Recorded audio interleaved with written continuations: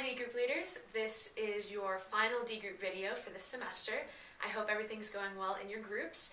As you know, we have our final discussion meeting this Wednesday, and next Wednesday we'll have a fellowship night with our kids, and then we will be on break until January. Thank you so much for everything that you've done with your groups this semester. We've heard nothing but positive feedback from kids, parents, from you guys. It seems like it's been a really productive and fruitful semester for D-Groups, and we're really excited about what this spring will bring. That kind of rhymed, that was cool. This week, we're going to be talking about passion.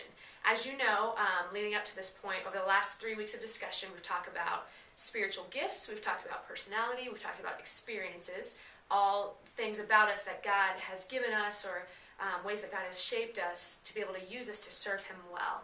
This week, we'll be talking about our passions. That kind of brings us full circle around ways that God equips us for His work. So I thought that a good kind of icebreaker question for the discussion for this week would be, if you knew you could do any type of ministry and it would be successful, what would you like to try? I actually asked a few of my girls this at lunch the other day. Not this exact question, but something very similar, and it was really eye-opening and really interesting to see what their responses were. First of all, just that they had something in mind that wasn't, it was easy for them to be able to talk about what their passions were. And to be honest, I learned some new things about kids that I've known now for a year, just by asking a question like this. So I think that this can get really interesting. I think you'll get some good responses from this one. From there, we'll go into Colossians chapter 1, verses 24 through chapter 2, verse 1. And this passage is really about Paul's passion. He starts it off by talking about having joy as he basically sits in prison and being able to endure hardship for the sake of the church. He talks about his passion for preaching and planting churches despite all the hardship that he faces. Some questions you may want to use for this passage are, what do you think Paul was passionate about?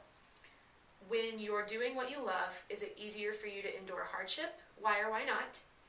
And are you passionate about something as much as Paul is, or does Paul's kind of passion seem like something you might never have? I really want us to use this picture of what Paul is so passionate about as a catalyst for something to lead directly in discussion about the kids' individual passions and how those passions can be used for the kingdom of God, and how we all have passions about different things. And while there's so many good things we can do in ministry, what we're passionate about and what we care about is a really good indicator for the direction that God is calling us to serve Him. And so that's really the direction that I want to go with this night. And at the end of it, since this is our final discussion for the semester, I'd like to really wrap it up in a pretty concrete way.